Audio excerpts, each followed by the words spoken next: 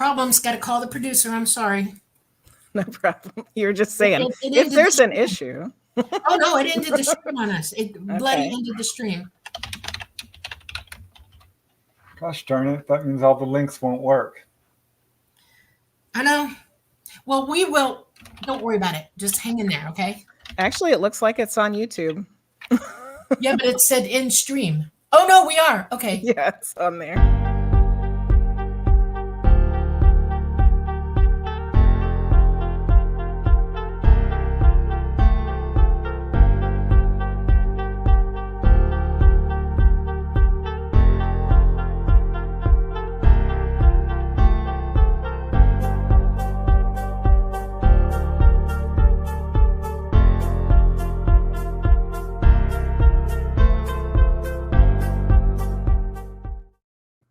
Okay, so this is a weird day. Hi, everybody. Welcome to the Light Gate. We are coming to you live from the beautiful city of New Orleans in Louisiana at the United Public Radio Network at 107.7 FM and the UFO Paranormal Radio Network at 105.3 FM. We are on Roku, Facebook, the Light Gate channel, YouTube, and many other applications, and all our radio stations. Tonight we have a wonderful guest who you still see sitting here, but I'm going to give it over to Preston and go. Hello, everyone. Yes, welcome to the Light Gate. So excited to be here. This is episode 39, if you can believe it. I'm your host, Preston Dennett, and my lovely co-host sitting right next to me on the screen is contactee Dolly Safran and the subject of my book, Symmetry. And we do have an amazing guest who we popped in early. We got a little confused here about whether we were live or not, but I think we are good now.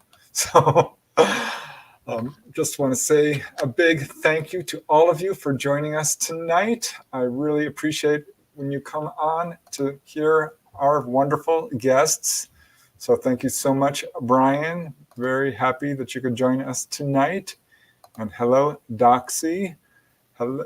Thank you very much. And Louise, so sorry to hear about your mama kitty. Oh. We'll be sending lots of energy, okay? Prayers. We love our fur babies. They are love in this world. So wishing the best for that. Hello, Nabnia. I don't think I've seen you here before, so welcome. And hello, Keisha and Luce and John Clark and Giant of the Frost. Hello. Your name is going to come up. Just a little warning there. Hello, Michael. Hope you are doing well. And hello, Sunny. Well, you guys are so awesome coming here each week to listen to our little show. Hello, Mr. B and friends, truth seekers. Namaste. You are awesome. Thank you so much. Your generosity knows no bounds and is truly appreciated. Hello, Lynn. Thank you for joining us.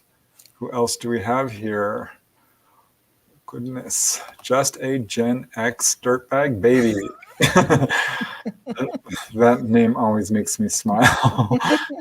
Hello, Susan. Hope you are doing really well.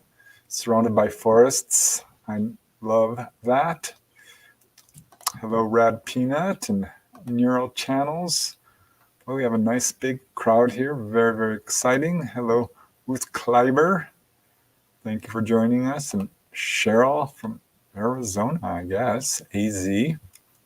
John P. Well, yeah, let's see here. John P. Adventures and Kason Lee and Star Orchid. Boy, you guys, you humble me. So thank you so much for joining us. Eliza Gull. Who else do we have here? Chris. Team. Thank you for joining us. Oh, Dana, thank you so much. You guys, you just warm my heart. Dana, thank you so, so much for your donation. Absolutely lovely of you. Thank you, thank you. And Orbeez and Jao Batista and Martin Rivera, former guest. Hi, Martin. Thank you. All right, I'll just get started because you guys, you just can make me go on forever. saying hello to you. Love you all. Thank you for joining us on episode 39 of The Light Gate. And as you can see, our guest is Medium Jenny Lea. We've got a lot to talk about: mediumship, tarot, past lives, channeling, UFOs, all kinds of stuff. And our guest, Jenny Lea, is an empath, a psychic, medium, channeler, and a podcaster. And she has experienced the unusual for her entire life. But over the past 5 years, she has been honing her skills with the paranormal, supernatural, and otherworldly. In addition to tarot reading and evidential mediumship, Jenny also connects with spirit guides, higher selves, angels, higher dimensional energies, past lives, and aliens. She's the co-host with Giant of the Frost of the Witching Hours podcast. I had the great honor of being a guest, how we were able to connect. And Dolly and I are like, we need to get Jenny Lea on our show. So here she is. Jenny Lea is also an artist and an educator with a BFA in art education. And this love of art has inspired yet another realm of channeling called spirit art. Jenny is a firm believer that weirdness is the new normal. I love that, Jenny. That is so true. All you other people are weird. Exactly. You normal people are the weird ones. So you can find Right. Jenny Lea on Twitch throughout the week. She also teaches spiritual classes monthly. And of course, you can check out her podcast at thewitchinghourpodcast.com. And there are other links in the show description. But Jenny, we are so honored to have you joining us tonight. Thank you, thank you, thank you. I'm the one who's honored. I'm so excited to be here. And thanks again, Preston, for being on our show. And we're going to have Dolly on soon. Plan that out. Yeah, it was all kinds of fun. And when you started talking about all these different things, I'm like, wow, these are exactly the topics, because they're all connected. Oh, Let's yeah. face it. Mhm. Yeah. So let's just start how I always love to start is, because I always, when I see people as adults, I can't help but imagine them as little kids running around, Yeah. barefoot through the woods or however the streets, and how their experiences started out. Because me, I Yeah. started out very skeptical, though I was kind of always a spiritual guy, and did have some paranormal experiences at a young age. And I suspect you did too. Absolutely. Well, I grew up there's this new term that I've heard recently, and maybe it's not new, but I just heard it recently, called high strange. Yeah. That was my life, because my family is high strange. My dad was very open about all kinds of different experiences that he had, so he just talked about it all the time. Oh, It wow. was normal. That was normal, And then when your parents talk about weird stuff, that's normal to you. And then my mom also had premonitions and things, so it You were started. lucky. My parents Yeah. were not like that. I'm even more lucky now because of what I do for a living now. They're very supportive. So Oh. I am absolutely lucky about that. You are. Um, Trust me. so I've been thinking over, because I knew this question was coming. I've been thinking over my childhood. What is it? What What's was the happening? earliest? How did it start? I remember being about 8, sitting in my room by myself with the door shut, playing Barbies probably, and knowing that I was not alone. I knew something was watching me. And looking back on it now, I think could have been anything, because now I know what's out there. It could have been anything. But I remember feeling at that time, and I think I even wrote a poem about it, that it was aliens. And why would I think that as an 8-year-old kid? Because, we talked about everything in my house, and we watched at that point in time, not very good UFO documentaries, let's face it, in the 80s and early 90s. No. So they were in my awareness, alien things were in my awareness, but to think that that's what it was, yeah. I think. I think it probably was. Just a sense of a presence then? Yes, it's like the knowing that there's something there that I can't That's a see. good way to describe it. Knowing. I use that term a lot. Mm-hmm. Yep. Yes, it's the knowing, claircognizance, just knowing. Right. Yep. Yeah. So then we skip ahead some time. And then this was something I just remembered after watching you guys' podcasts. Wow. When I was about 18 or 19, I saw something I couldn't explain. I was still living at home. It was nighttime, but everybody was still awake. Like, it wasn't so late that everybody was sleeping. And I had been in my bedroom. I'd gone out and I came back. And when I came back in the door, the window was lit from the outside, like a spotlight was shining in it. And then and then what clearly looked like an ET head was in the window as a silhouette. It was a big, round, ovally head with a little skinny neck, and I could see the shoulders. Wow. And I freak out, like, wah, and I'm like yelling for somebody, come here, and by the time they get there, it's gone. So I was pretty scared, but I wasn't scared enough to not go outside and see what was going on. And there was nothing there. Oh, good for you. What city were you in and what year did it happen? This is in Virginia, Central Virginia. I was 18 or 19, so it was probably like 2000, 2001. Okay. Yeah. And I had totally forgotten that experience until recently. Do you remember what you thought? I mean, were you thinking ET or? Yes, I was like, that doesn't look like a person. That doesn't look like a human head. But my rational brain kicked in and was like, well, it has to be a person. But there was no one outside. Was it first floor or second floor? First floor. Okay. But there was no way for car lights to shine in. The way my parents' house sits on the road, there's no way a car light could have been shining directly in the window.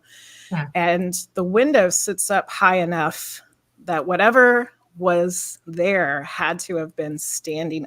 They had to have been very tall, or perhaps, levitating or something. Yeah. Well, it'd be one thing if it was just a face, but combined with the light, that raises a red flag. And the fact that I didn't think about this for quite some time. Yeah. That's another red flag, Jenny. That's contact. I had forgotten all about it. I haven't, to my knowledge, seen any very definitive UFOs. There's been things that I was like, what is that?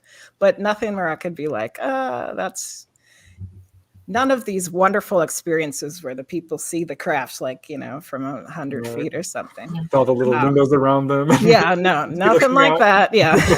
No ET waving to me. What part of Central Virginia were you in? Chesterfield, which is just south of Richmond. Okay. All right. Wow. Yeah. So those were my first two kind of ET experiences. Paranormal things, I think, were happening all the time, but I just didn't realize it. Yeah, well, I mean, why are you going to call it paranormal if it's normal for exactly. you? Exactly. My parents tell me when I was about 3, which I don't have a memory of this, that I would see a woman in my bedroom at night.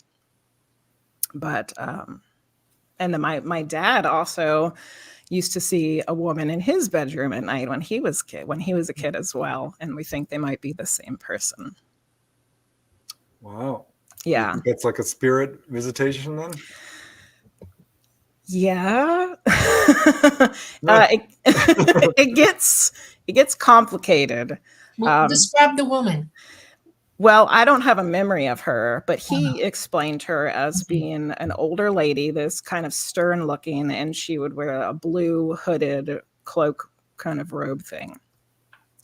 But just in the past couple of years, when I started doing this trance channeling, there's I I just will call her an energy that comes through. And we have given her the title of Divine Mother. And she's essentially like the mother energy. She's like feminine mother energy is essentially what she is. And I think she's connected to those sightings of the woman in the room for Can us. you see her? I did get a glimpse of her through one of my channelings, and she looked exactly like my dad had described her. Ooh. Wow. Yeah. Older lady with a hooded robe thing on. Yeah. Well, that's certainly intriguing. Yes. I Yes. wonder if this is like a family spirit or an ancestor or. I think that she can, from what I'm figuring out about energies and spirits, especially the higher level, what we would think of as higher level, they can manifest themselves as looking like just about anything. So I think that she can appear to different people as different things. And to us, that's what she appears as. Right. Well, that's very, very interesting. Yes. All right. So this just sort of ramped up for you as time went on?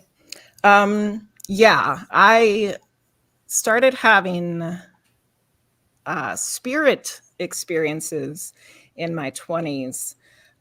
Two of them happened right around the time that I got married to Gina the Frost. I was in the kitchen. It was right before we were getting married. I was by myself. I knew that my great-grandmother was there. And I had a conversation with her, telepathically in my mind. So if you're not familiar with that kind of experience, it's just like hearing thoughts that are not your own. Right. And you know that they're not your own. So it's not like you're hearing them audibly with your ears. You're just like thinking things that you know are not your thoughts. So I had this conversation with my great-grandmother, and she was just making sure I was doing the right thing. Are you sure you're doing the right thing? Getting married, Clearly I did, because we're still together, and that was a long, long time ago. But then right after we got married, we were on our honeymoon in Florida, and we were driving, and we had a friend that had passed away when we were teenagers. And all of a sudden I was like, he's sitting in the back seat. Mm-hmm. And he wants to tell us congratulations. Like he's excited for us. But so you would think after I've had those experiences that I would have figured it out, that I was a medium, but I didn't. Until 2018. And I was watching an episode of The Dead Files, which is just a paranormal ghost show. I know the show. And at that time, it was Amy Allen was a medium on there. She's pretty good. Yeah. It always freaks me out that she only sees terrible things, but that's the way they twist it for the show. Yeah. So I was watching an episode of that. I think I was folding laundry. How exciting. And then she said to one of the clients, because she thought the client had abilities, she says, all mediums are empaths, but not all empaths are mediums.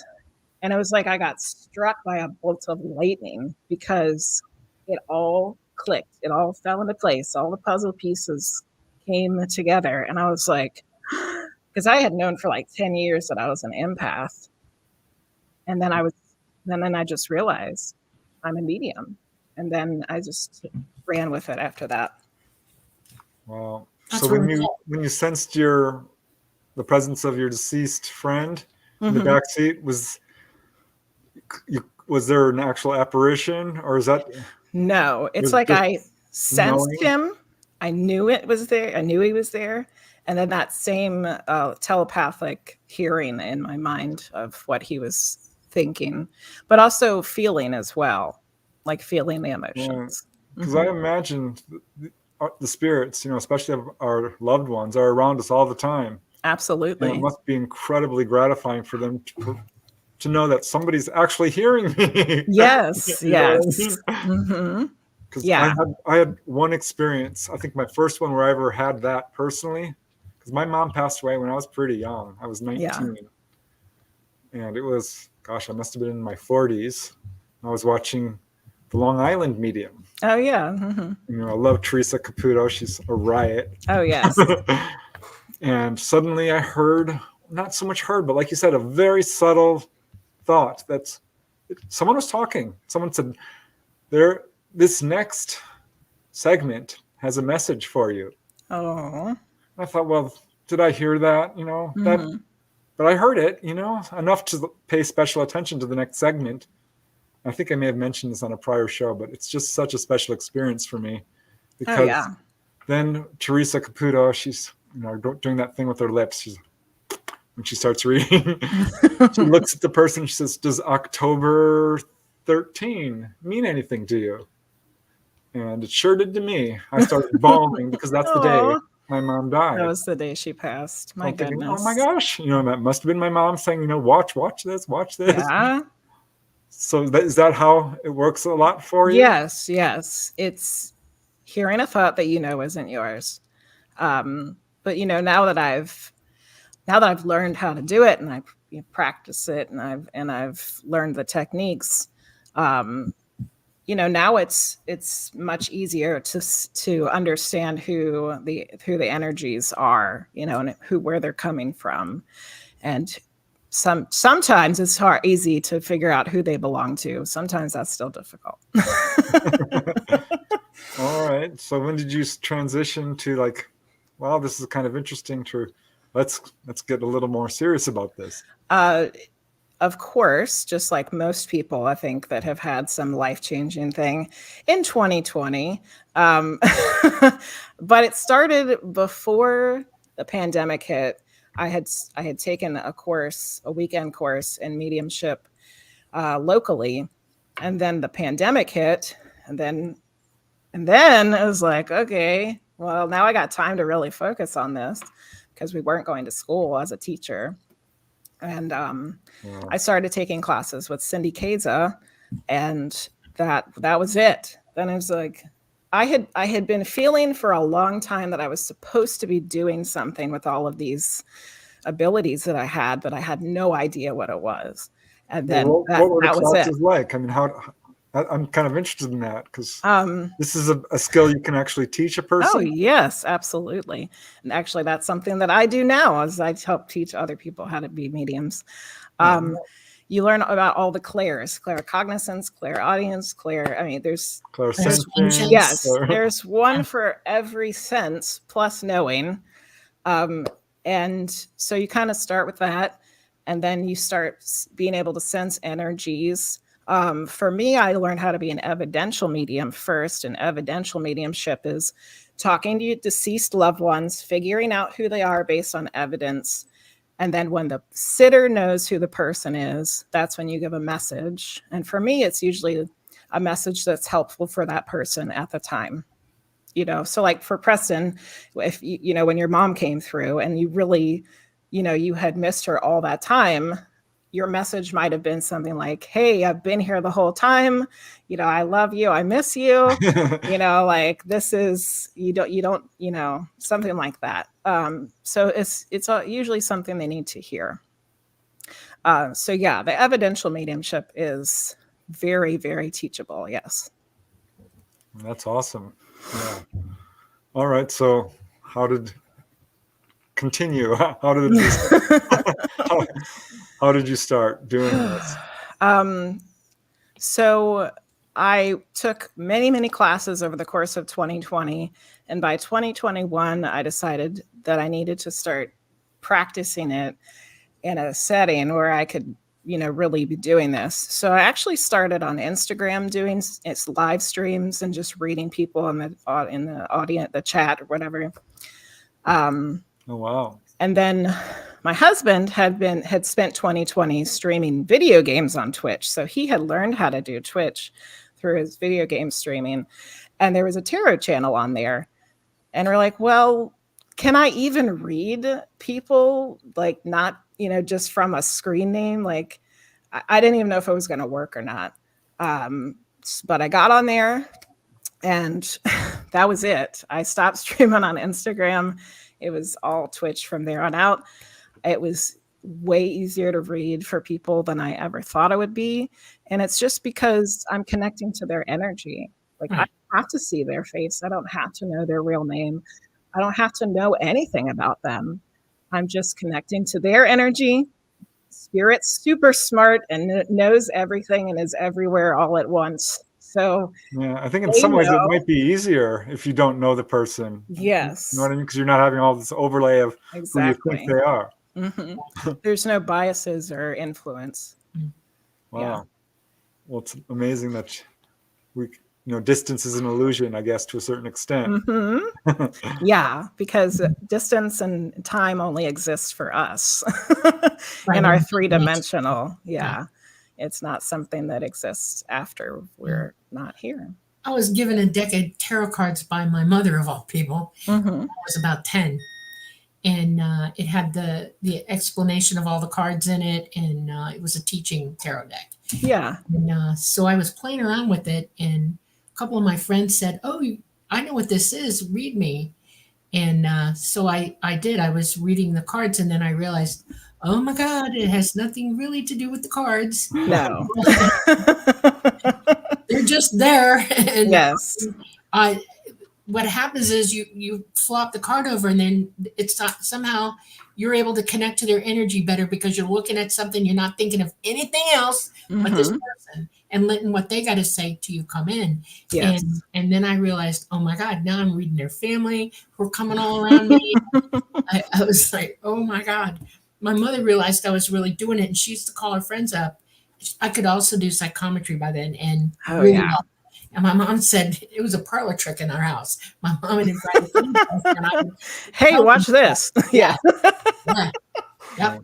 Wow, I love that's this comment amazing. from Giant of the Frost.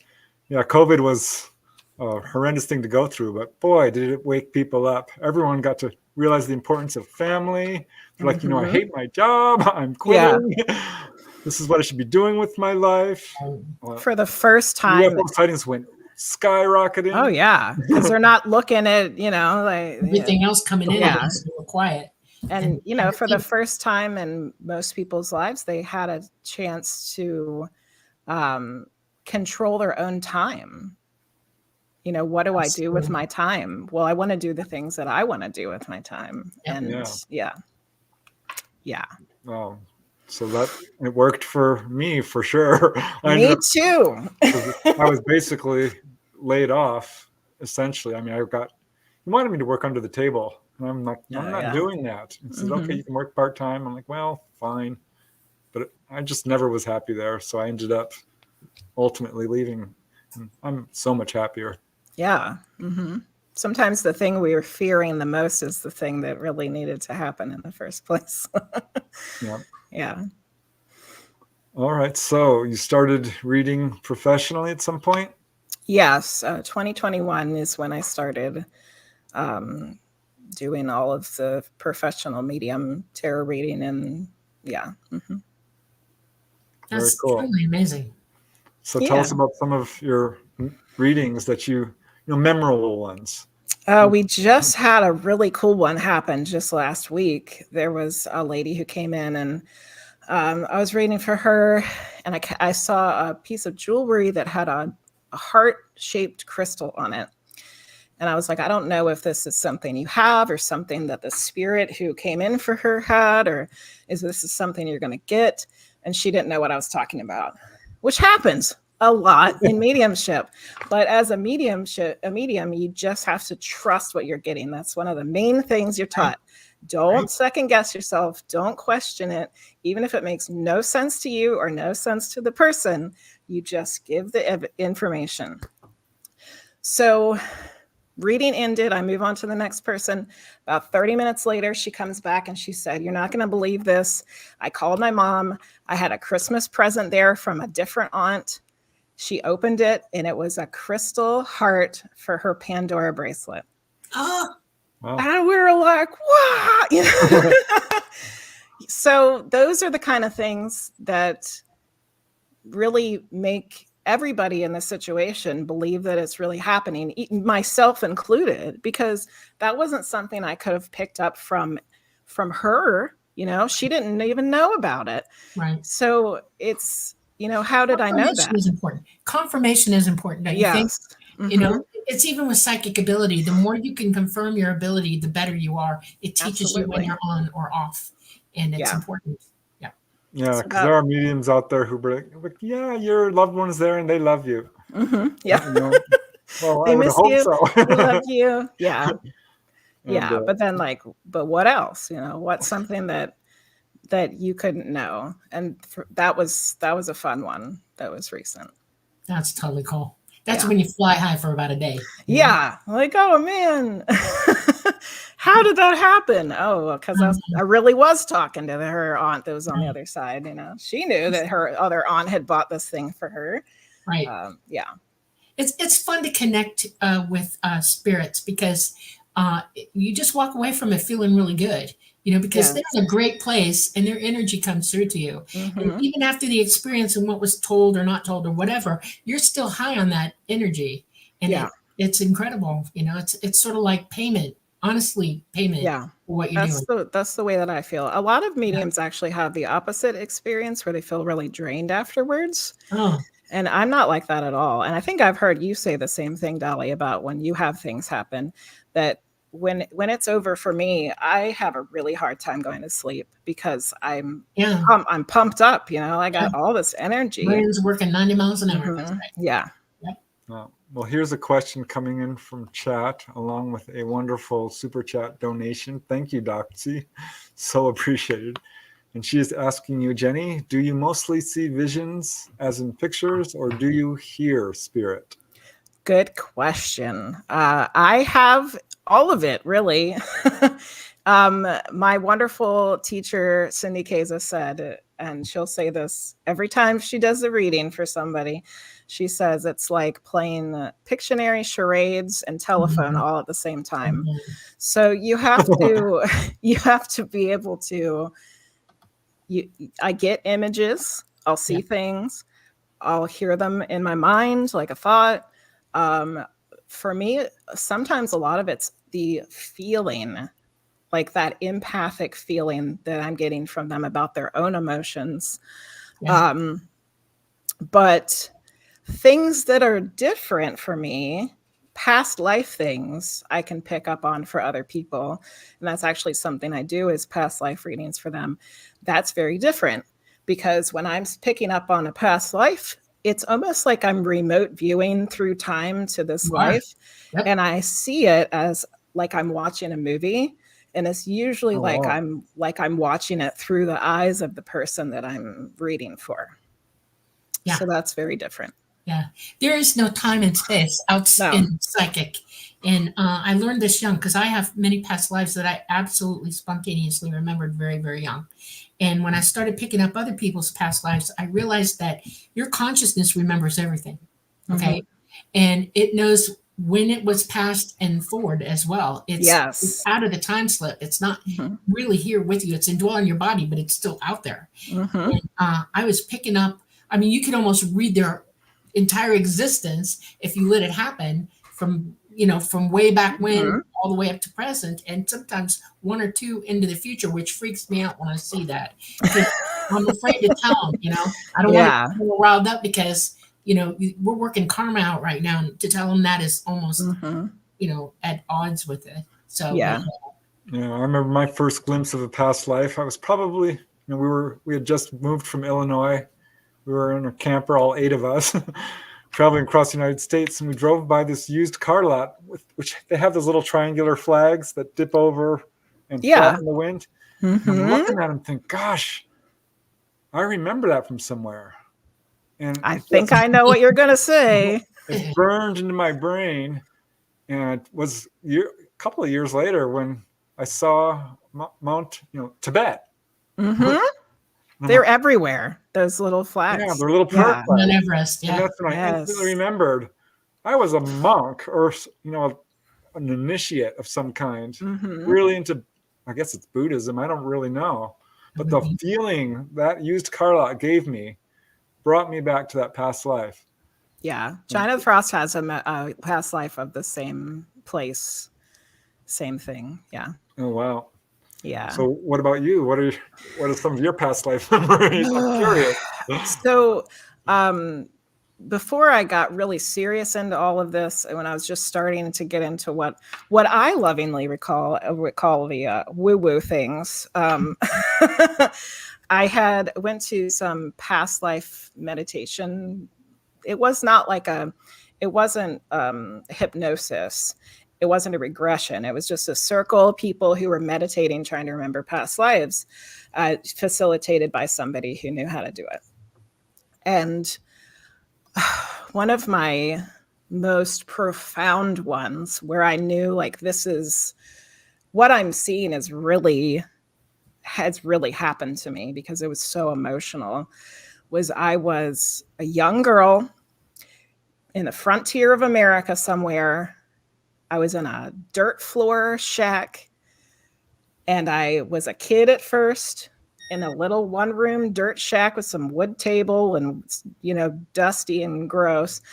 And I had a real mean dad, and he brought in a bird for me to pluck for dinner.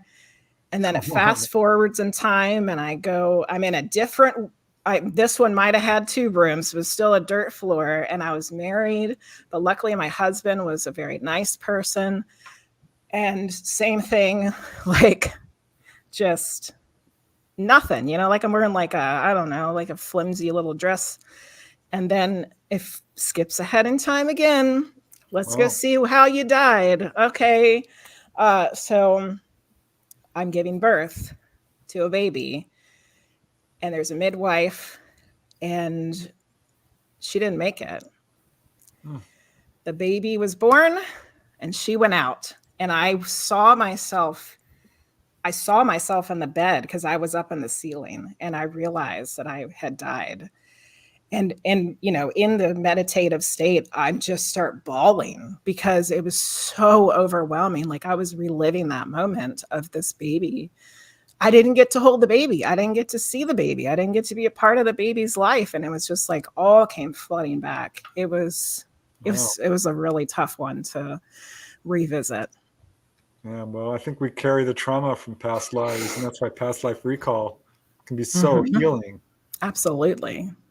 Yes.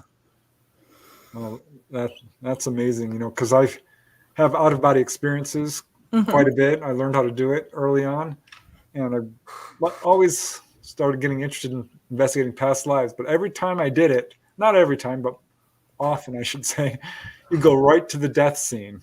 Yes. And like, oh my God. Oh, thanks. Thanks for this. Yeah. I really wanted to see this part of it. Why couldn't you have shown me something that was nice and pleasant and fun? Yeah. A few times it happened.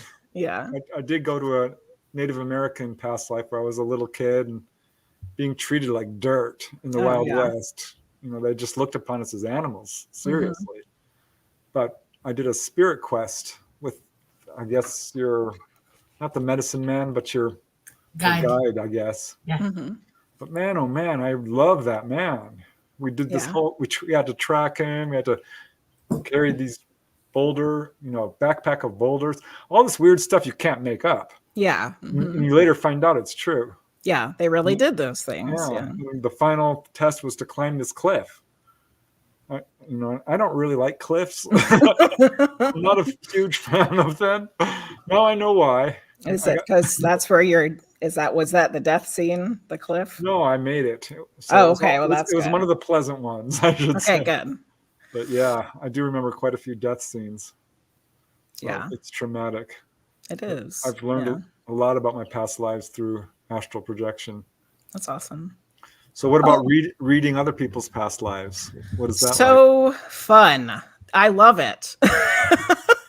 It's like you get to watch a movie. But this is somebody's, because every person is a story.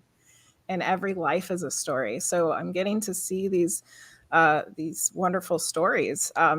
Hopefully she doesn't mind me sharing, and I won't say her name in case she does, which I don't think she would mind. But the most recent one I did, I think might have been from some sort of different reality, like a parallel dimension or some other kind of reality in a different space or something. World in the universe. Because it didn't make any sense, But she was like a person who was learning how to do magic.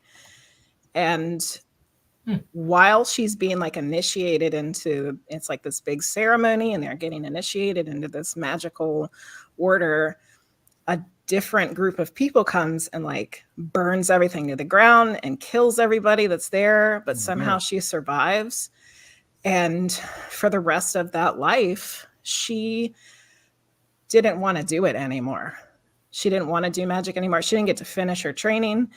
But the people that were in the space with her in the village or whatever, they still came to her because she did know how to do things, but she didn't want to do it.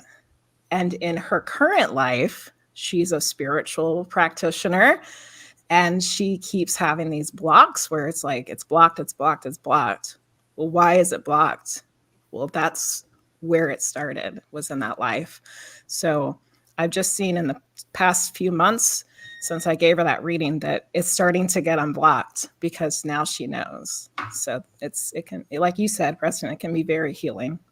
Right. Right. Yeah. Have you ever had anybody read you? For past lives? Yeah. No. No. Really? Well, no, I take that back. I did get a tarot reading one time for my friend for a past life. Yes. But then she got super weirded out because she said, I've never seen any spirit like yours before. And I was like, oh, is that a good thing or a bad thing? I think it was a good thing, but yeah. So it was supposed to be like a past life reading, but it just got off the rails because she saw some weird things. Yeah. Yeah, I think most people have memories of past lives, whether they realize it or not. Yeah. I started to see it in people because if you have certain, likes or dislikes or phobias or mannerisms or tastes in food or the way you dress. There's one lady I knew, my friend's mother. Every time I'd look at her, I'd think she was Japanese, which she wasn't. Yeah. But she had all the manner, and she just, came across that way. And she ended up really loving Japanese stuff. I'm like, I knew it when I went to her house. You can. So if you want to know your past lives, that's one way to immediately connect to it.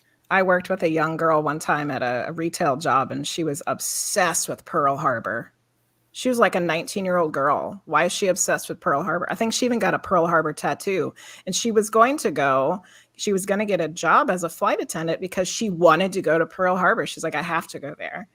And I'm like, well, in my mind, I'm thinking, well, I hate to tell you this, kid, but it probably means you were really there.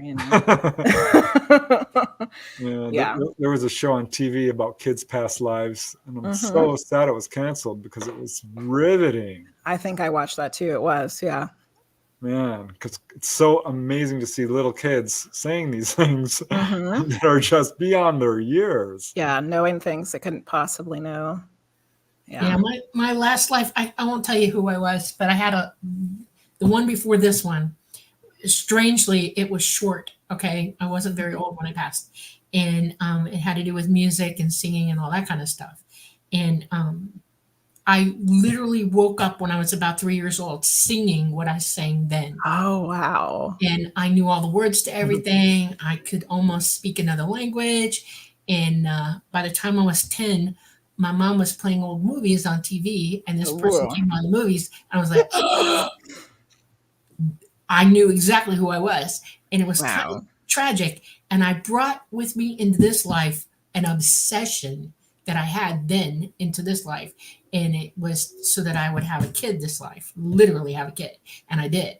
Okay. I was determined I was going to be a mom. I fought it for a long time and I gave into it. I was 32 when I had my child, but I was fulfilling my last life's what I wanted to do. And it is amazing to me. And now I walk around and I remember things and I see things and I hear things. And it's like I'm almost simulcasting now between me and the last time I lived. Oh, wow. Yeah. It affects me even to this day. And it's really weird. And what's weird is in this life, I could sing. I had a beautiful voice. I was a mezzo soprano. Okay. Wow. And I could sing Gregorian chanting and choir, all the whole thing. And I had cancer of the thyroid and it had to come out. And guess what they did? They nicked it out to my cords. Oh And my no goodness. more voice. I had a funeral for my voice. I'm not kidding you. And then it hit me profoundly. I wasn't really supposed to sing, but I was given the chance to fulfill that one too, because I sang what I wanted to sing. Okay. Oh yeah. But now my path is different from that life, and I finally accepted it and moved on. Yeah. Yeah. You gotta try different things in different lifetimes, even if you don't wanna. That's how you grow. Yeah. What's cool about it is that's what I tell people who want to know about their past lives. You know, it don't look at it as like trying to remember who you were. Remember why you were, and what did you fulfill, and what didn't you fulfill, and what do you want to do now about it? Because we're supposed to be able to remember this stuff anyway. Okay, and we're all kind of denied that here now. Oh yeah. And if we had a clear path to our memories, we'd do so much better than we do now. I mean, Absolutely. yeah. It's the forgetting. The forgetting is so sad to me. Yep. Yeah. Very. Yeah, Dolly, I had a lot of the similar things for this life planned, I think, because I believe I had many, many lives where I chose the spiritual path only and I didn't have a family. So this time around, I was like, yeah, I need to have some kids. I'm And trying it to tell you makes, something. yeah. Okay, you know I do what you do. Okay. Yeah. I gotta say this to you. Okay. Because I hear it. I hear it. Whatever life you had, one or two back, you had no ability to voice what you wanted to say. None. And it's still you're still got that block. You're talking now, and I think because somebody's talking to me about it, you need to work more on letting your voice out completely, say what you think. Honestly, don't be afraid. That's the message. That's the message from that life. That person you were then now. I have a voice. You use it because you're holding it back. I see you holding it back. Use it. Okay. That's been The bane of your life. Yep. Yeah, it sure has. Yeah, my whole childhood, I didn't really speak to anybody. Right. Yeah, except for family and friends. If I was at school, I didn't talk. I think 7th grade, I said nothing. And then one time I had to read a paper in front of the class and the kids were like, what? Oh, no. You know, like, wow, you know, she's smart. She can talk, you know, they thought I was, you know. Yeah. I knew what I was going to do from a very early age. Oh, yeah. With 5 brothers and sisters, like everyone's looking like, what am I going to do with my life? I'm like, well, I know what I'm going to do. I'm going to be a writer. I'm going to tell amazing stories. I didn't know it would be UFOs and the paranormal, but I knew it was going to be amazing. And you are, and you did it. Yeah. Well, you know, when you're following your path that you're supposed to, the red carpet rolls out, the doors open. All the pieces fall into place. Right. Absolutely. Yeah. Yep. This is totally cool. Okay. I believe that to be true. Can you OBE? Can you go out of body at will? I don't experience it like Preston does. Okay. But I do all the time when I do my channeling work. Okay. And that's on command. Yeah. Oh, I want you to talk about this. I want you to talk about it. Okay, go ahead. Okay. So Okay. we'll go back a little bit. So I learned evidential mediumship. I was doing it already. I'd been doing it for probably about a year and a half. And then I was doing these meditations, these long meditations called sitting in the power. Yeah. So I was like sitting in a dark room by myself and all of a sudden I felt like, whoop, I'm trying to leave. And I'm like, I don't want to. Like, I'm scared, stop. But then I took a trance mediumship workshop with a fellow medium that had been in classes with. And I learned that there shouldn't be something that's scary. And this is how you do it. And this is, what you can do with it. And so I started trying it. And that's exactly what I was supposed to be doing. And that's exactly what I was feeling in those meditations. So when I do a channeled reading, I ground myself, center myself. I connect with the divine, with spirit. And then I just let myself step away and I float out kind of like the top of my head. And to me, it feels like I'm a balloon floating in space. Okay. And I'm tethered to the pole of which is my physical form. Okay. And depending on how far I get in the trance, I can be close or I can start drifting further and further away. And the further and further away I go, the less I remember of what's coming through in the channeling. I choose not to do a full trance where you're not conscious at all of what's happening. Mostly because I like to know what's going on, but also I usually do that in my own, like I'm by myself in this space with no one here to call me back. Yeah. So I don't want to be unconscious of it, because then I might be floating around out there for a long time. And I kind of do need to come back at some point. I got other things to do, you know. That's amazing. Yeah. I have, my contact is Tala, and he's a fifth dimensional entity. And I worked with him for so long, I realized at some point that I'm constantly in contact. It's never broken. Yeah. Okay. And he can talk to me anytime he wants, and I can talk to him back and forth. He comes and he goes. Sometimes he's hanging around and sometimes he's not. But when he's there, I instantly can hear him, and he'll get interested in my conversations with other people sometime, and he'll interject. But I've never, ever allowed him, unless we're flying, to indwell me at all.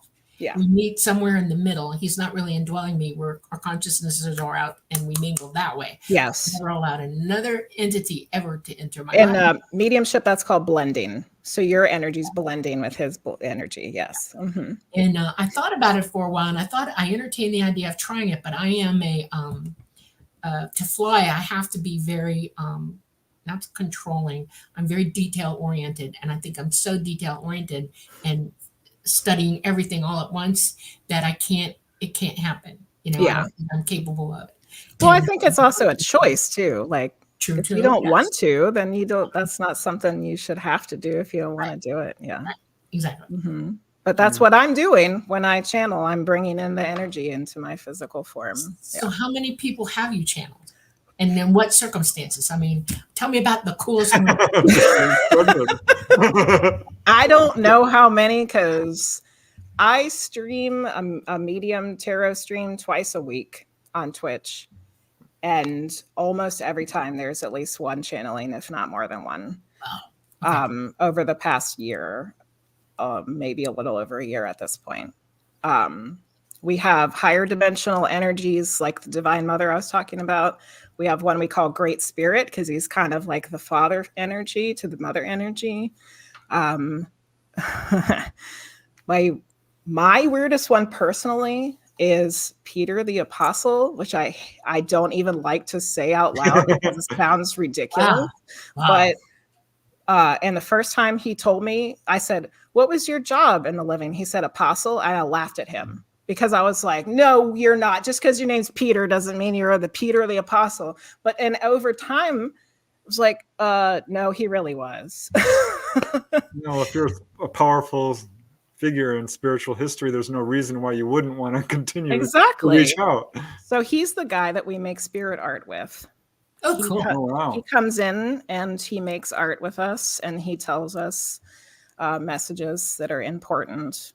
And he likes to make abstract art. Here, I just want to give a shout out to just the Gen X Dirtbag Baby. Thank you for the amazing super chat. Oh my gosh. Dropping that money. Truly generous of you. Thank you so much. In the bills. Nice.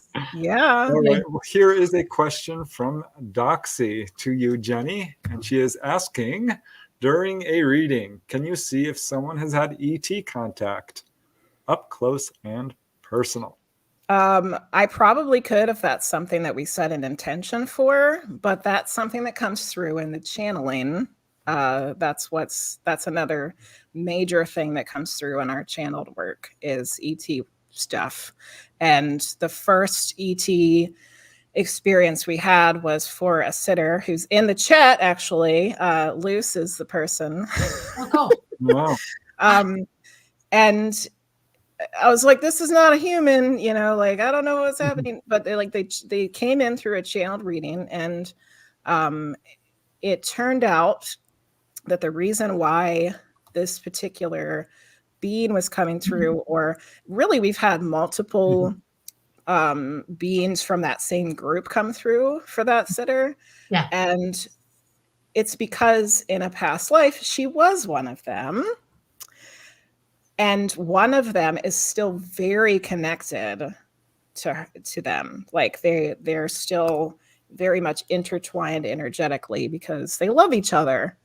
And she just, they happen to be here and he's somewhere else. And so he comes in to say hello and talk to us and give us messages and give them messages. But also, they have also, Luce has also gotten to the point where they are starting to be able to communicate with that being on their own. Oh, cool. Yeah. That's totally cool. Mm-hmm. That's totally cool. I have a burning question, okay? Yes, ask away. Okay.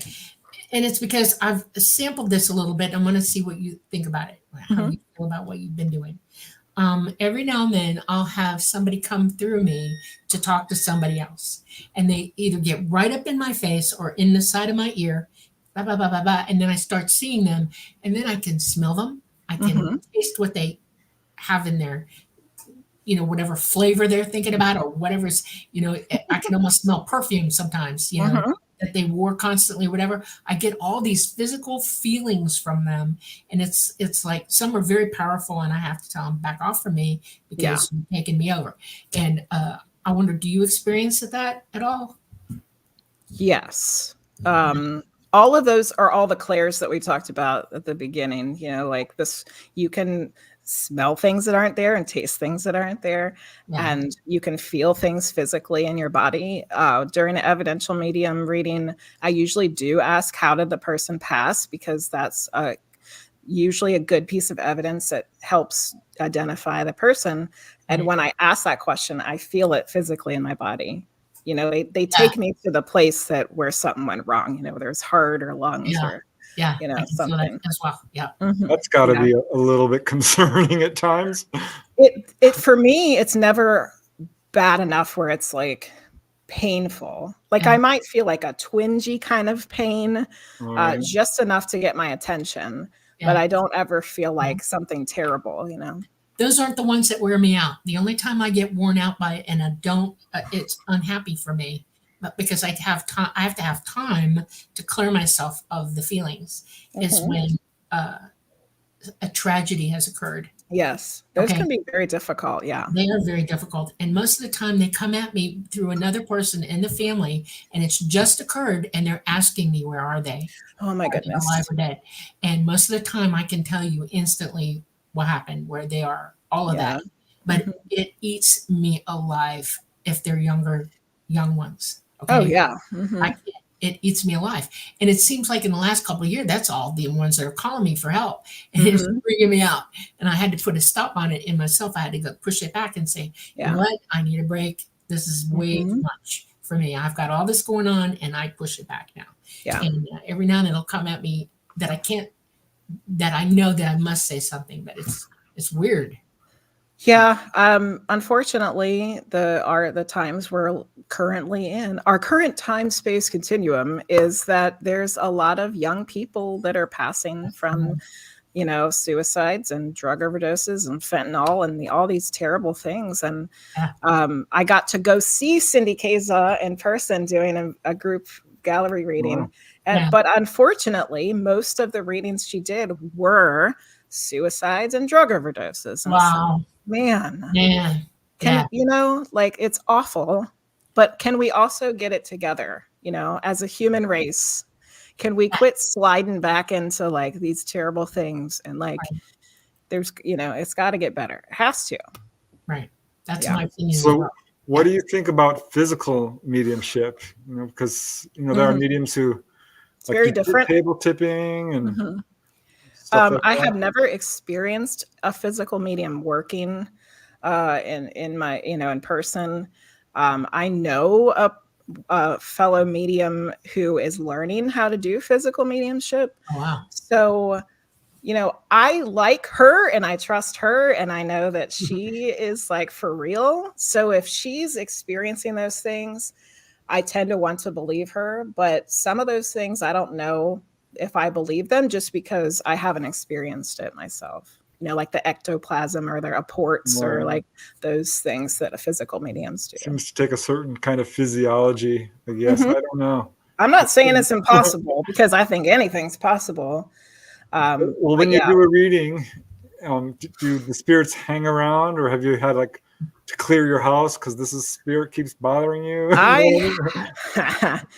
Well, when Dolly was talking about how she's kind of had to push it back, I wanted to tell her that was perfectly fine, because as someone who is able to communicate to spirits, when they know that, they come. They want to be able to communicate with somebody who can hear them or see them or get a message to so-and-so. So you have to learn how to set up boundaries. You have to be firm with them. That's right. When I started this at 3:00 in the morning, every night, it's like, somebody's there. And I'm like, no, you guys, I have to get up in 2 hours. Can we please? You're not doing this right now. So I learned that it took consistency, like being stern about it, setting those boundaries. I am not open for business right now. I'll turn the open sign on when I'm ready. I'm going to tell you, Preston has mediumship abilities. Okay, he sees people. It's Okay? happened, He can interact with them, and he's had to get up. He'll get up in the middle of the night, OBE. Okay, and he's walking around the house, and they're all in the house. Yeah. Oh, yeah. He was telling us about that on the Witching Hours. Yeah. And he's like, out, leave, goodbye. And it is amazing to me, and he doesn't want to say he's a medium, but he is. I know he is. Aww. He's got that ability, like, wow. And it's like when you have to clear your house every night because they know you're there. Never live near a cemetery either. I've learned this, okay? Because they all show up. You're in the house the first night and they're all hanging around going, hey, how you doing? It's like, I don't know what happened to you. You want to move on? I can help you move on. Yeah. And some say yes, and others run away and come back and haunt you after that. Well, we need to take a quick station ID break. So start thinking of other topics. I want to hear more about the whole spirit art thing. Okay. And do you have any with you? Let me do the station break. I'll grab them while he does the station break. Okay. All right. Hold on a second. All right, everyone, you are listening to The Light Gate. This is actually episode 39. I am your host, Preston Dennett. My lovely co-host is Dolly Saffron. Our guest today is Medium Jenny Lea. And in fact, if you check out the show notes, you can go to her website and her Twitch channel and all the other amazing things that she is doing currently. And we are streaming live on United Public Radio Network 107.7 FM from the beautiful city of New Orleans in Louisiana. Also from the UFO Paranormal Radio Network at 105.3 FM. We are on Roku. We are on YouTube. We are on Facebook. And we are beaming out to the stars, so all the ETs and spirits can watch us too. And yes, our guest tonight is Medium Jenny Lea. We've been talking about her early experiences with channeling and perhaps an actual ET visitation when she was a teenager, and all kinds of exciting stuff she's done with her mediumship. And we've really just begun to scratch the surface. And I know she's also an artist. I'm going to pop up a piece of her art right here so you can see.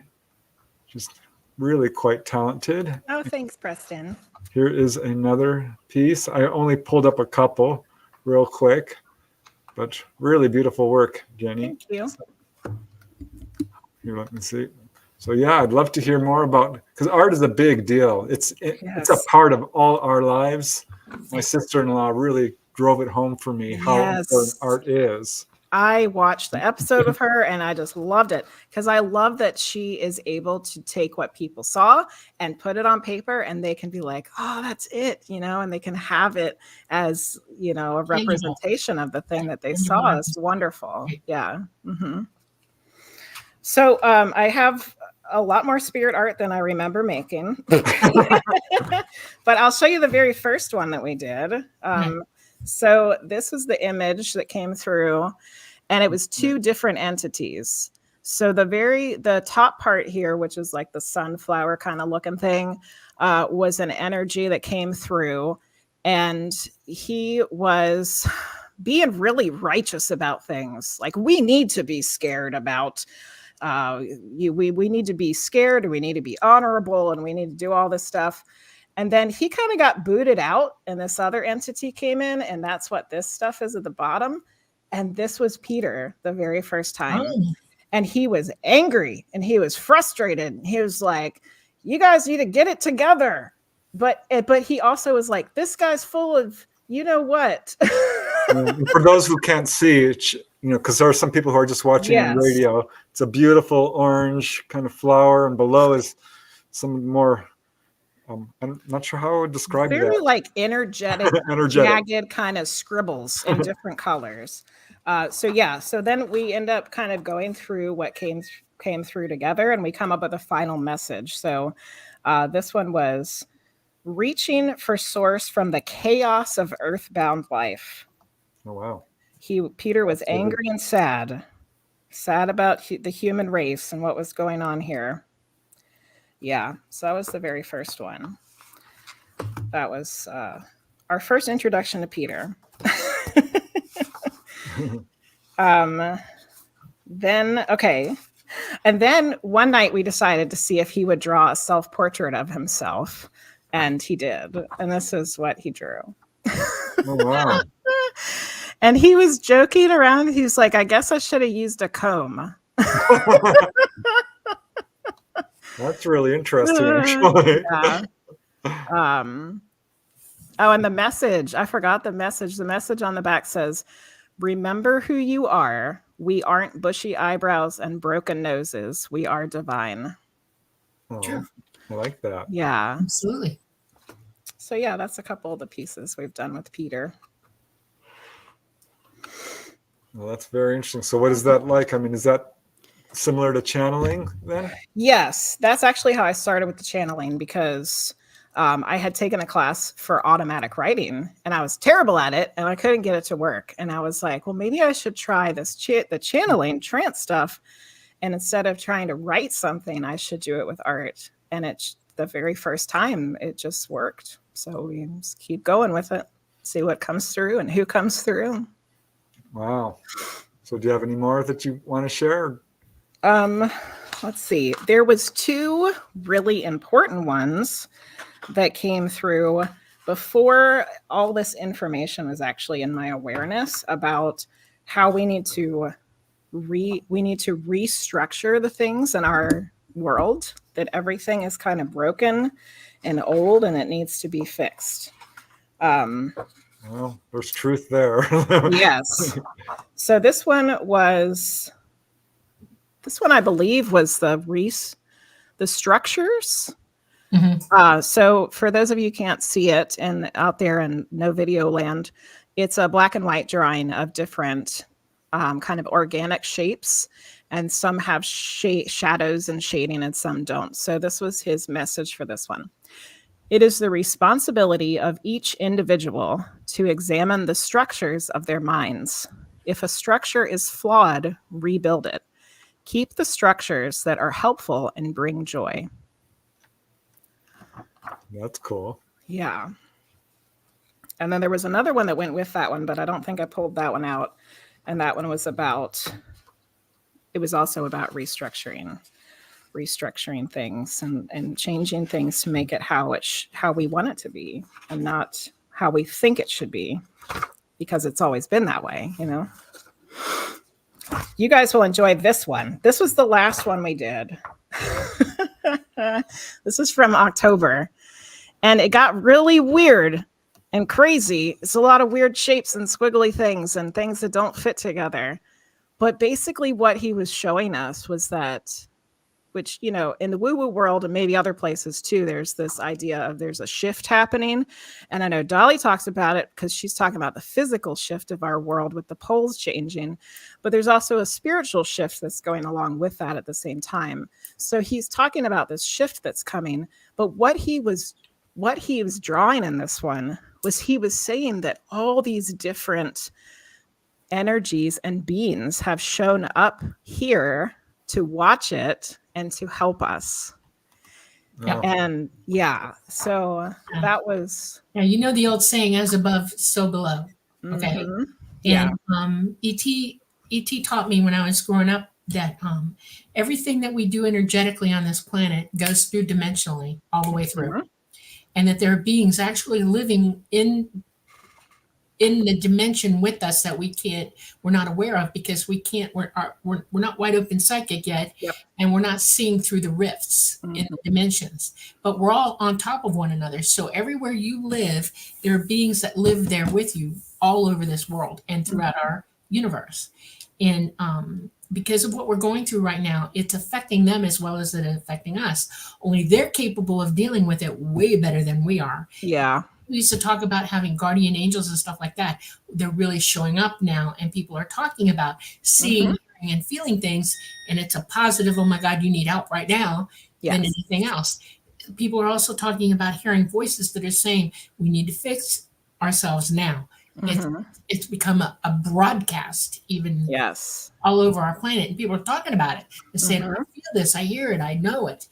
Yes, you do. Yes. You know? And that's what was happening with that spirit art, with the structuring and the restructuring. Like, you guys have to figure out what isn't working and you need to fix it right now. Yeah. Mm-hmm. All right. So can I pop up a few questions that have been added? Absolutely. Bring them on. All right. Here is one from Louise.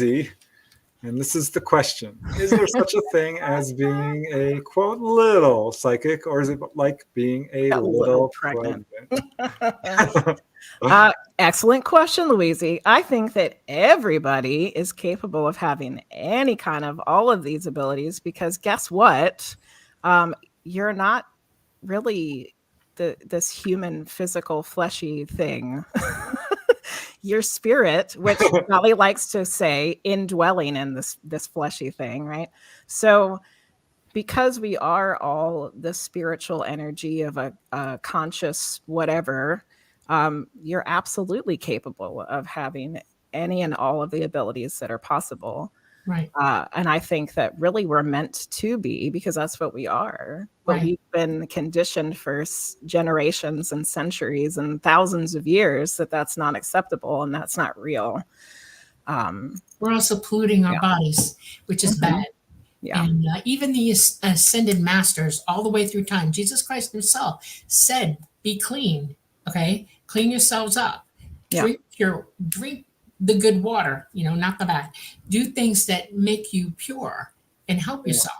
It's mentally too, not just physically. And emotionally. Dropped all of the bad stuff. That's right, because it's clouding your ability to go outside of yourself and hear what's really going on. It's important. All right. Well, here is another question then. And this is from JB3 Nun. Do I do dream interpretation? Do you do dream interpretation? Good question. I've been able to interpret people's dreams to what I think is pretty good ever since I was like a kid. Somebody tell me a dream, I'd be like, well, you had that dream because of blah, blah, blah. And they'd be like, oh, I didn't even think about that. So yeah, I can do it most of the time. But, I really do think that sometimes we just have dreams that are just a hodgepodge, a jumbled up mess that you're not going to be able to understand because your brain's just, processing the data that you had through the day. But there are plenty of other kinds of dreams that are not really dreams too. Yeah. Yeah. Well, that brings up a comment from Dorothy Hawkins here, who says, I had a future self dream one time that was so real. I believe I was there. So what do you think about probably were, Dorothy? Dreams that can be precognitive. Not in Kansas anymore. That's right. No, yeah, Dorothy, you weren't in Kansas anymore. You were in future life, future self life. No, I absolutely think that we can do such things. Right. Your consciousness, your consciousness, who you really are, does not live in this timeline. And outside of your body, outside of the third dimension, it does exist simultaneously while it's indwelling you. It's still in source. It's really hard for our logical human brains to understand all of that, but that really seems to be what's happening. And in the woo-woo world, we call that higher self. It's your higher self. Your higher self is the consciousness that's aware of everything and all the lives that you've had and all the lives you're going to have, because really all the time is happening at the same time. Yeah. Which my brain can't figure that one out still, but it's not supposed to. I asked that same question. Talata gave me an answer. You want to hear it? Yes. He said it goes with why we're here. Okay. He said, you live in source. And before you came out of source, you knew everything. Everything. The problem with that is that you can be an educated idiot in source, not wise. Okay. And we come here to learn to employ what we're doing and how to use the information that we have. And the more wise you become in each lifetime, the better chance you have of not coming back here ever again. So your consciousness does know all this stuff, and it's constantly trying to talk to us and tell our physical mind, hey, pay attention, hear this. Which I think for the average person who isn't into all of this, that's what they would call a gut feeling. Right, exactly. Yes, it's an intuitive gut feeling that I think every single person has experienced that before. Yeah, absolutely. For sure. It's the same thing. On. That's right. Yeah. Yep. All right. Now, there are a couple of people who are asking, do you do live readings on the air? And, I believe you do that. Yeah, that's what I do on right? Twitch. Yes. Right. On Twitch on Wednesdays and Fridays, Wednesday mornings, Friday nights. That's what I do. Yeah, that's what I do. Okay, that's what I thought, because there are people who are like, can we get a reading now? And I don't want to put you on the spot. Because... come to the Twitch channel. All right. Or you can, I do offer personal readings too. But yeah, Twitch is fun. We have an awesome community, and there's always some craziness happening. So. All right. So you guys who are asking for readings, definitely check out Jenny on her Twitch channel. You can connect with her through the links and get a reading directly from her, which I am sure would be awesome.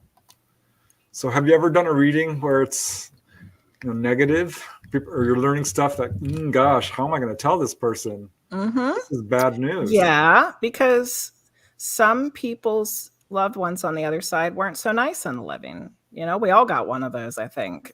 So sometimes they're the one that comes through. For the most part, those are when those readings happen, which I think we just had one of these this week, or last week. The person is starting to realize that they weren't the nicest person in the living, and they're trying to make up for it now.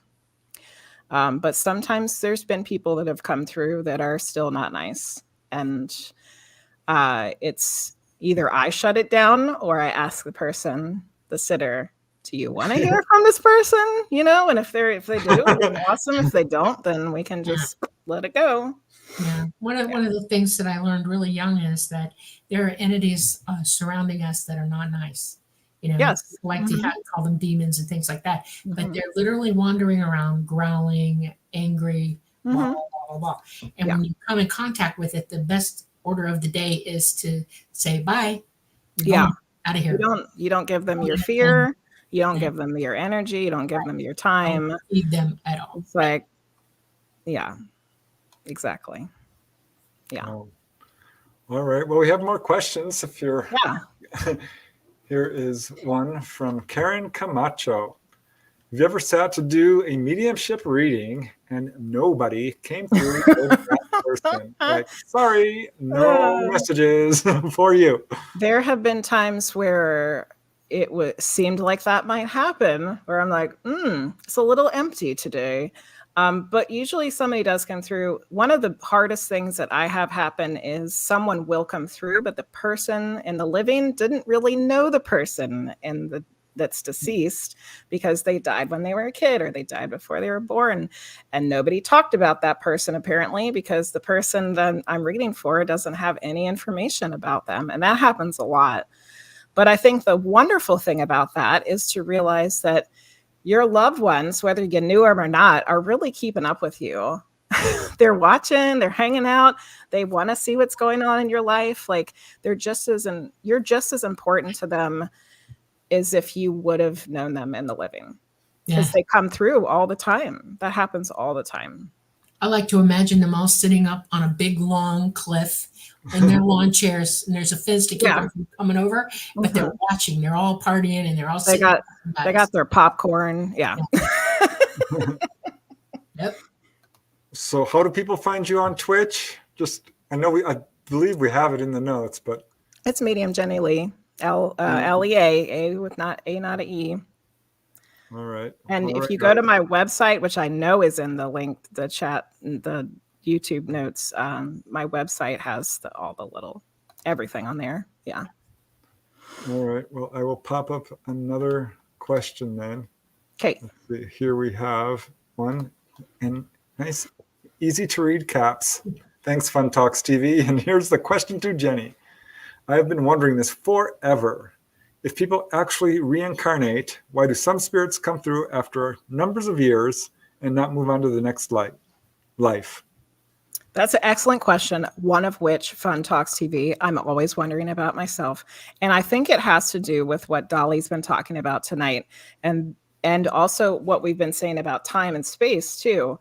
There's always a part of us in the source area, the source layer, that never comes here. So that higher self energy has experienced and knows all of the different lives that have come through. I do also think that there are times when people choose not to reincarnate, or they don't reincarnate for a certain amount of time. And then I also think that the time issue also is happening, where because all times happen at the same time, really, Fun Times TV, you're really in every life that you've ever had, every life you're ever going to have, all at the same time. Yeah. Which I know for me makes my brain want to blow up. So I know. I OBE'd to the Akashic library because I wanted to see, just what it is it said about me and how does it do that. And I found this catalog of long drawers. Okay. And there was one with my name on it. Ooh. And I knew my name, not the name that I have now, but I knew my name. I saw it. And I went to open it, and it opened for me. And in this drawer was my book that I have on board with ET. Mm-hmm. It's like, And I took the book out and I put it up on a table and I flipped it open. And the very first thing I saw freaked me completely out because it was source. I was looking at source.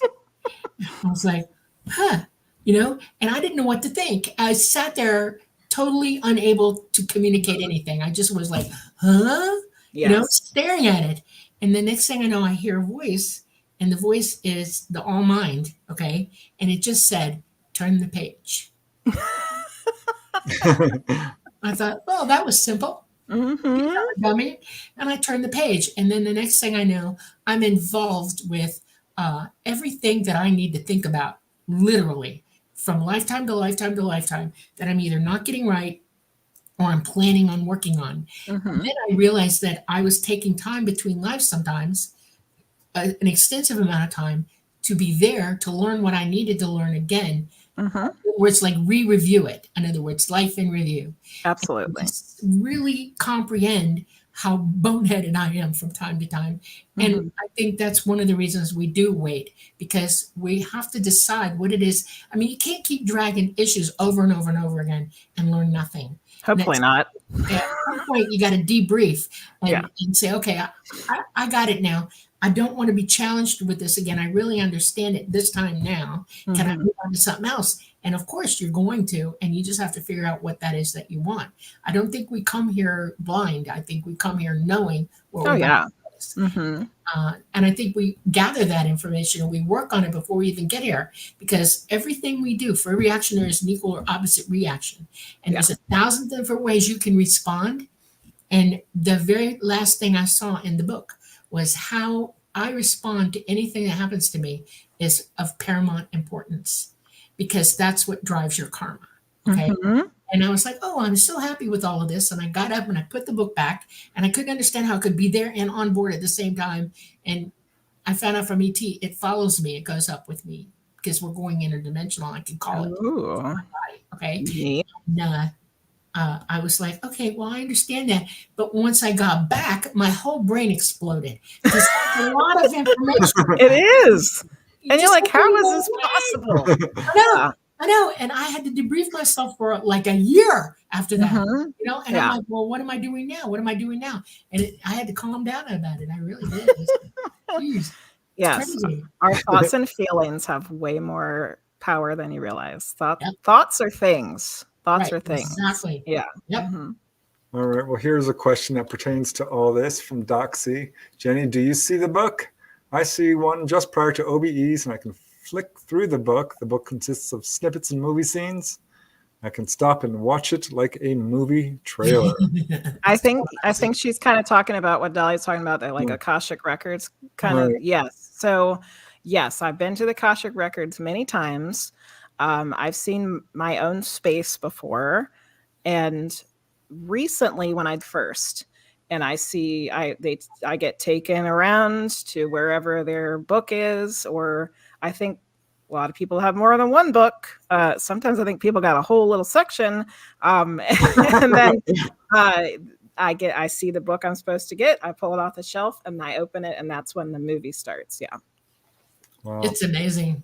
It's really amazing. I mean, it's amazing. it Yeah, I've been is. to the Akashic record twice. It was difficult for me to get there. Yeah, I had a real hard time, but boy, once I got there, it was amazing. It was for it me. It was is. all about past lives. They showed me Mhm. a bunch of them. But I'm Yes. going back for sure. And I know we all go there. For those of you who are like, oh, I've never been there. Yes, you have. Yeah. We're going. We all go there every night. We just Yeah. don't really remember it. Not conscious of it. Yeah. I have to pop this comment up from Rad Peanut because it makes me laugh because I've had this. I have a lot of precognitive dreams, but sometimes I don't remember them until they're actually happening. Yeah. And I Deja had vu. I've had it actually where the event will pass me by, and then I will remember having had precognition of an event from the past, which I don't even know how to call. I call it retro precognition. Because, how do you explain to someone, oh, I had precognition of something that happened yesterday?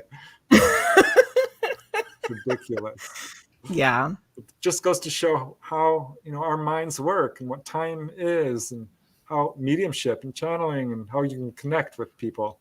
Yeah, absolutely. Do you often get events from people's future when you're doing readings for them, or is it more just like connecting with their spirits? Yeah, sometimes future things show up, like that jewelry thing I was talking about earlier.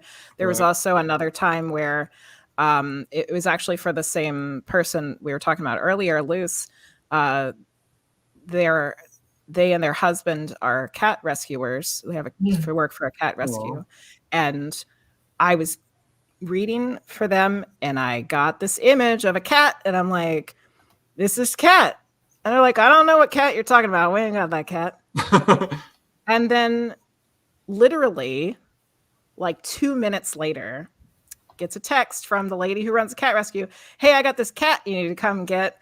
And it was the cat that I saw. So it was like happening in real time, but it hadn't happened just yet. Yeah. You gotta love this universe. Yeah. Spirit knows what's up. Absolutely. We don't know what's going on, but Spirit knows. All right. Well, the questions are coming in fast and furious. Thanks, guys. I actually love doing questions, so Yeah. it's fun to come in. engage. And here is one from Karen Camacho. And this is a good one because this is kind of an interesting question. She's asking, how does spirit know their living loved one is sitting with a medium and it's time to pick up the phone? Because they know everything, Karen. I hate to tell you that. They're with you all the time. No, that freaks people out. They're like, what if I'm taking a shower? Yep. But no, like the way that it seems to work, and I don't know because I don't remember from when I was there, but they can be everywhere all at one time. So you're putting that thought, you're putting that emotion, you're putting that intention out they pick up on it and they sense Yeah. it and they feel it and they hear it. And that's when they come running, Yeah. and that's when they connect. Everything is interconnected, and we're connected to everything, even across the universe. There are people that are good friends with. They're living lives across the universe, and you can still connect with them. Yeah. All you have to do is think about it, and boom, it happens. Those little protons are really neat little communicators, and they just boom, and it actually turns on. It's instantaneous. It's like you put your radio down on the dial to the frequency you want to pick up, and then you turn the handle on, and boom, it's there. That's what you're doing psychically. You're tuning in. Poof, there it is. Instant. Okay. Let me pull up another question. Here we go. Fun Talk TV. Sorry, when he does it, it kills me. Is that the one we just answered, though? About why do some spirits come after a number of years, but not new? Yeah, we did that one. Oh, okay. That may have come up twice there. Oh, yeah, because then they said sorry for the spam, so they must have said it more than once. Okay. Right. It's okay, Fun Talks. It's okay. It happens. This isn't so much a question, but I'm wondering how people sometimes react, because Foreshore is saying, I think it would be interesting but kind of creepy to get a reading. Do people ever freak out? Some people are very nervous about it, anxious, like, oh, who's going to come through and what are they going to say? Yeah, some people are weirded out about it. I absolutely love it. I've been to a number of psychics. Over the years, it's fun to visit a psychic or a medium. Yeah. And when they read you, it's like, wow, this is the coolest thing. Yeah. I've never met a medium who looks at a person and says, I know everything you did wrong. Mediums don't work that way. No, we get information from spirit. Right. And they love us. We don't know nothing, people. It's spirit. Right. Yeah. So there's none of that. And if you have something that you're hiding, it's not going to come out in a reading because you're already clamped down on it. You're not going to let it out. And spirit won't tell either. Legacy is an illusion. All will be known. Yeah. You know what I mean? We're connected. We're all one. Mm-hmm. So that's, I think, how mediumship really kind of works, is because we do have these. We're a telepathic race. We're all telepathic. Yeah. God, if only we were all mediums, what a different world we would live in. That would be amazing. I think that's where we're headed, we are supposed to be, everybody's supposed to be open to everything. I think that's where we're supposed to be going. So we'll see. We'll see when we get there, I guess. It's a journey of discovery. Yeah, sure is. Learning. This is life, Earth school. Yeah. Yeah, it's a hard school. Adventure is every day. Graduate. All right, here is a question from Rad Peanut, who is asking, sorry if it was already asked, I don't think it was, but do people who don't believe in reincarnation still get reincarnated? Excellent question. I've got my own thoughts about this one. I think so, because it's not what you believe when you're here, because that's not what's really happening. Right. I've had many spirits come through who said to me, I did not believe in this when I was living. And that's usually good evidence, because I can say, your grandma's here and she said that she would have not done this if she was alive. Right. And they're like, oh yeah, she was, super religious, or she went, she was Catholic or whatever. So it's not, not related to the reincarnating thing, but definitely spirits come through who didn't believe in this in the living. Mm-hmm. Yeah. All right. Good. Very good. Here is, and we've got lots of questions. I love this. And this is from Doxy, and she's asking to Jenny, during a session, have you ever become physically freezing cold inside your body? I do have a lot of physical sensations often, but I don't think I've ever experienced freezing cold, though. I think that if I did, it would probably have something to do with whoever was coming through. Like, that would be a piece of evidence for them. Yeah. Well, I've seen, mediums feeling what they're picking up from the spirits, and it can be very intense. Yes. Mm-hmm. Okay. What else do we got going on here? Okay. Any question is okay. So I guess I'll bring this one up, even though Kentron Chameleon is asking, hello, Preston, Dolly, and guest. What do you think or know about the ETs that were seen at a shopping mall in Miami, Florida? And I'll just pop in first on this one. Okay, go for it. I am the UFO guy, and I am skeptical. I think this is something that's blown up in the media way beyond proportion. A strong police response at a mall happening is not at all unusual, especially in these times. The information that's coming out on it is very conflicting and an enormous amount of CGI. This is just the skeptic in me. I can't say I've talked to firsthand people who've been there. I've listened. I'm tracking it, but this reminds me of some of these other events we're seeing that are just being blown out of all proportion. Mm-hmm. I don't think there are 8 foot tall or whatever they are aliens walking around in the Miami Mall. That's just my pure intuitive response. I haven't done an investigation. I'm waiting for someone to actually investigate it. What if they really want to go to Claire's though, Preston? They want to on Annie's pretzel. Does happen. I mean, you never know. Yeah, that's the way I feel about the video stuff. Is like, I want to it's like I feel like the X-Files. I want to believe that it's real. I want to be able to see a video of one, but like, it's probably just somebody made it, Well, if you look at the pictures and the videos, the pictures especially, the people in the picture with the 3 tall people, they're out of proportion to the room. And one of the people isn't even looking at them. They look like they're overwalking them. And it is human nature to notice something that anomalous in your way. And everybody would have turned. And I've seen it personally happening in real life where you go, dang, nobody noticed them. Okay? Yeah. And you can do that with CGI. And if you blow the picture up, which I have done, and because I'm nosy as hell, and it doesn't match. It's an overlay. In the picture of software that tells me. Now they even have the AI. My son was showing this to me. They have an AI that makes really realistic looking people. Absolutely. But it's not. They're not real people. Like those people don't exist. Right. But there's always one thing. It's like, oh, the lady's got 6 fingers, That happens in real life here. Or her foot's turned sideways or something, I also know that I have people in Miami who talk to me regularly. I'm from Miami, okay?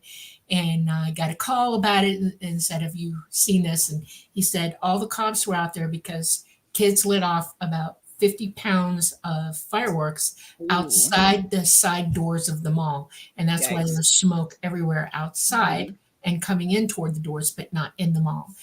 You also have to understand that this is Miami, and they've had an incident 3 weeks prior to that where, and then in the past where people have been shot up and killed in that mall. The police do not play. And you also have to remember that this is DeSantis country, okay? And they are extremely vigilant to anything that goes on. So the police presence was a response by that organization for something like that. Now, I will tell you something else, and people might not like to hear me say it, but I'm going to say it because it's the truth. We want to believe when we hear things, like you said, but without evidence, without critically eyeballing it and researching it yourself so you know the truth, you shouldn't be going on what anybody says because we're the gossipy bunch of humans ever. Okay? And gossip has a tendency to change person to person to person. So what the first person said ends up being 8 miles out of what the third person said or the fourth, fifth down the road. Yeah, we used to play that game at school, telephone. Exactly, the telephone. And now we have a media who are not okay and will override everything and drive the narrative in the direction they want it to go. And we all need to be cognizant of that. So that's my opinion about this. It's fake news. All right. Well, we've got more questions that are more on point. Okay. We may have talked about this, but Gina DeFrost is just putting an exclamation point. Future life regressions. Yes. So that does come up, right? I did do one for someone. Yes. And I've looked into one for myself. They were pretty normal, just normal lives. Like it was like in the kitchen, cooking something, for the person I did the reading for, it's like in current life, they're female. In that life, they were male. And for me, I was like this really cute Scandinavian lady with a very handsome Scandinavian man. We were in a ski lodge. So I'm looking forward to that life. Maybe Lots it'll be of John of the Frost again. I don't Yeah. know. Probably. We do seem to reincarnate with our group. Yeah. That comes up a lot. All right. Here's a question from Rad Peanut. Thanks, guys. I love these questions. She's asking, what could a knocking on the door when no one is there mean? Many things I can say. Yeah. Could be some spirit or energy trying to get your attention. Exactly what I thought. Yeah. We know But- that. That's Yeah. But you also have to try to debunk it too. Is it something Right. that's making the Is there a noise? raccoon knocking nuts on your door trying to break Yeah. you, you know? Mhm. That can Yeah. happen, or a woodpecker or a bird Right. or some other night creature like a cat trying to get in. But if you know that it's not something and Yeah. you're like, I don't know what it was, and Yeah. it could be somebody trying to get your attention. Yeah. Right. If And it I would give persists, advice maybe- here. Y'all need to Yeah. stop being afraid of this stuff. If you're knocking on your door, investigate it. Don't be afraid. Go to the window, shine a light, go look Yeah. through the peephole, turn the light on so you can see the light come under the doors and anything moving around behind the light. I mean, investigate it. Don't sit Yeah. there and go, oh, figure it out. Okay. All right. Well, we have a good 15 minutes left, so I'm going to try and get through some of these questions. I've got about Okay. 14 lined up. Woo. There's 10. Liana King. Bigfoot! Bigfoot. Have you had any Bigfoot Love experiences? Bigfoot. Oh, good. I love Bigfoot too.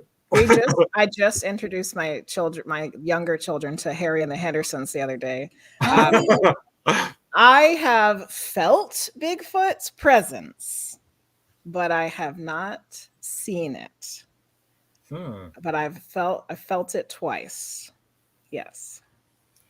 Yeah. Well, Bigfoot is real. I've done my research and had my own encounters, so I absolutely am a believer. Yes. The big old Bigfoot. That's a whole topic we could do a complete show on. Absolutely. All right, Dorothy Hawkins. Do people who collect old things, antiques, also collect energetic imprints left behind by others?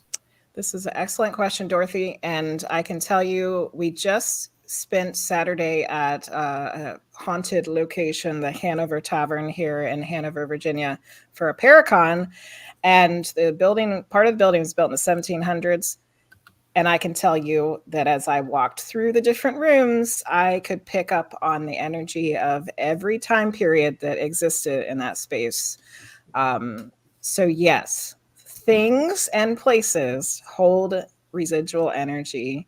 But does that mean that if you bought an antique elephant statue at a thrift shop that you brought home, like, grouchy old lady? Most likely not.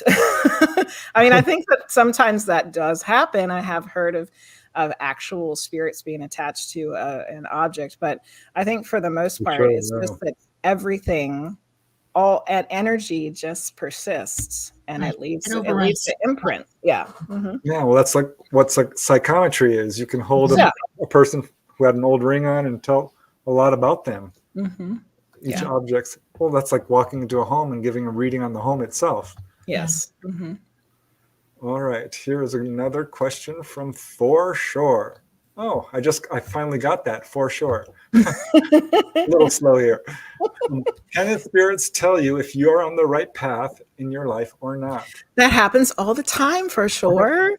Because I have so many different kinds of readings that come through for people at this point, a lot of the other kinds of readings that aren't just grandma coming through to tell you that she loves you, they usually are something a little bit deeper, like, or you're not on the right path, or you are on the right path, or this is what you need to do, or, things like that. Very Yep. cool. They Yep. do. Mm-hmm. All right, moving on. And I think we did touch on this, but it's worth repeating.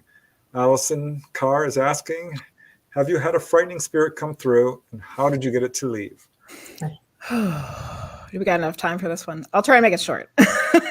We had a very angry lady come through, and she just ended up being the sitter's aunt, but she had a really hard time, and she never worked through things in the living, And when she came through, she was super angry, like a wild beast. And I had to help her work through that.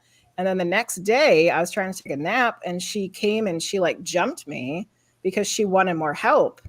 And I'm like, whoa, whoa, whoa. Like, you can't just do that, you know? But I did give her a little more advice, and I sent her on her way. I'm like, okay, you got to go now. You got to go. Like, you cannot stay here. This is not, you know. And she did. And to have a good end to that story, she did figure out what she needed to work on, and she came back and told us that she was much better. Oh, good. Yeah. So she was earthbound? Yeah, she was definitely stuck somewhere harassing people in her old space, for sure. Wow. Mm-hmm. I've learned to try to tell people that if they're earthbound, it sounds corny, but it helps. I had this guy's name was Norman, and he followed me from near Conyers at a big CE5 event that we did out at an astronomical village, and he followed me home. He messed with my car all the way, and once he got home, he would not leave me alone. Yeah. And he was trying to get me to help him work stuff out. And I finally told him that, you know, you don't have to be here to do that. There are other people on the other side waiting to help you. All you got to go. And I finally told him I had enough of him, and I sent him on to another friend of mine. Dolly. You wanted him. I said, go ahead. You get out. Okay. Yeah. And Take this Norm fella. you doing it. Yeah. Yeah. All right. Funny. I think we have time for a couple more questions because that's all we have left, actually. Here's I just know a the time comment goes from fast. Dana, who says, read Journey of Souls by Michael Newton.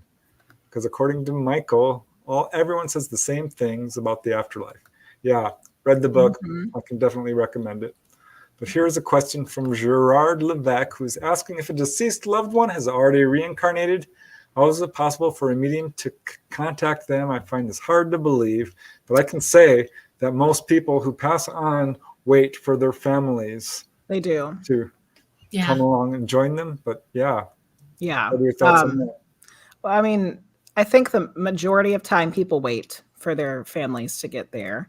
I have tried to tap into, I got an old picture of a really old relative from like the early 1900s, and I tried to tap into her energy, and she wasn't there anymore. Like, she's already here somewhere doing something else.